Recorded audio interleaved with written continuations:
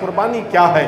قربانی ایک خاص جانور کو خاص وقت میں اللہ کی رضا اور خوشنودی حاصل کرنے کے لیے ثواب کی نیت سے اللہ کی بارگاہ میں قربان کرنا، ذبح کر دینا، اسے قربانی کہا جاتا ہے۔ یاد رکھیے قربانی کا کوئی اور نعم البدل نہیں ہے۔ قربانی کے دن قربانی کے جانور ہی کو ذبح کیا جائے، اس کے بدلے کوئی صدقہ اور خیرات یا کچھ اور پیسہ نہیں دیا جا سکتا۔ قربانی کے دنوں میں قربانی ہی کرنی یہی ضروری ہے اور یہی افضل اور اعلیٰ ہے۔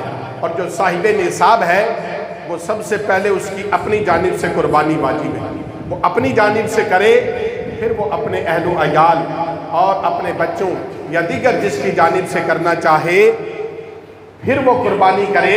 لیکن سب سے پہلے نصاب والے کے لیے خود قربانی کرنا یہ ضروری ہوتا ہے۔ ایسا نہیں ہے کہ ایک سال اپنی طرف سے کر دے، دوسری سال دوسرے، تیسری سال تیسری، نہیں، جس کی طرف سے واجب ہے سب سے پہلے وہ اپنی جانب سے کرے گا اور پھر دوسری۔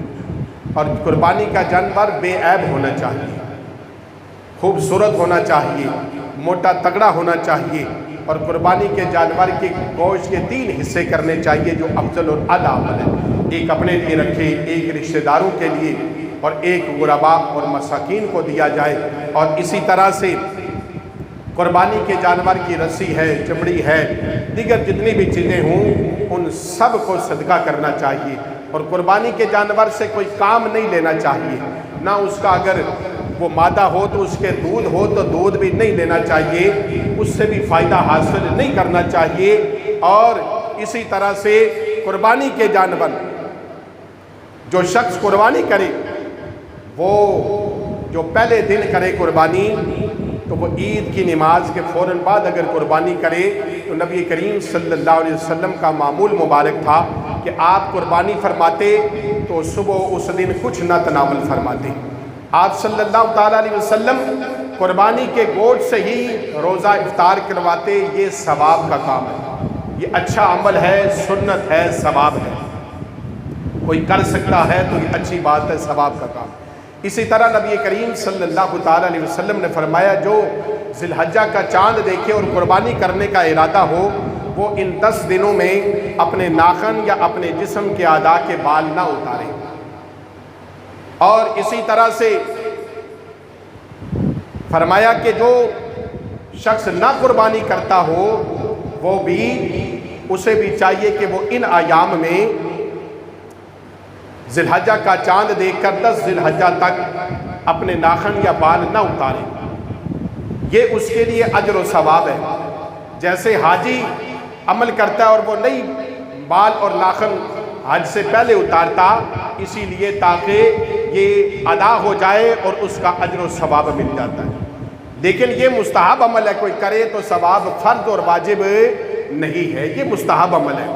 اچھا، اسی طرح سے اگر کسی شخص نے 40 دن سے زیادہ ہو گئے اس نے اپنے بال صاف نہیں کیے، اپنے ناخن نہیں کاٹے، اور اب چاند نظر آ گیا تو یہ 40 دن سے اوپر ہو گئے تو 40 دن سے زیادہ یہ بال اور ناخن نہ کاٹنا یہ گناہ ہے۔ لہذا جس کے 40 دن ہو جائیں اور یہ ایام شروع ہو جائیں اور 40 دن سے زیادہ ہونے کا ہو تو جس کے 40 دن ہو جائیں اسے تو یہ ناخن اور بال اتارنا اس کے لیے واجب ہو جاتا ہے، اسے تو ضرور اتارنے۔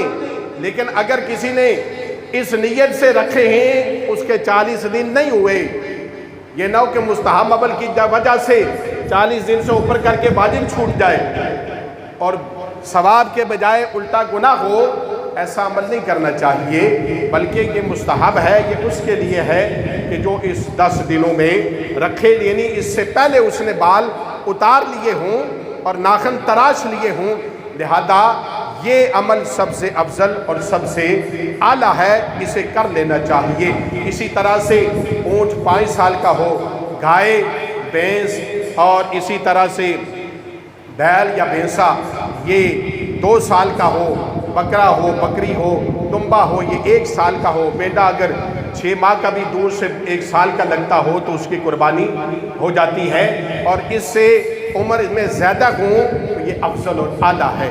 اسی طرح سے جو ہے وہ اونٹ کے ساتھ گائے ہے، اور گائے ہی کی اقسام میں بھینس اور جو ہے وہ بھینسا بھی آتا ہے، اس کی قربانی بھی اہل اسلام ہمیشہ سے کرتے ہیں اور کرتے رہے ہیں اور کرتے رہیں گے۔ یہ بھی جو ہے وہ اسی گائے کی ایک قسم ہے۔ اس میں چاروں امام جو امام ہیں، چاروں ائمہ کے نزدیک جائز ہے اور حلال ہے۔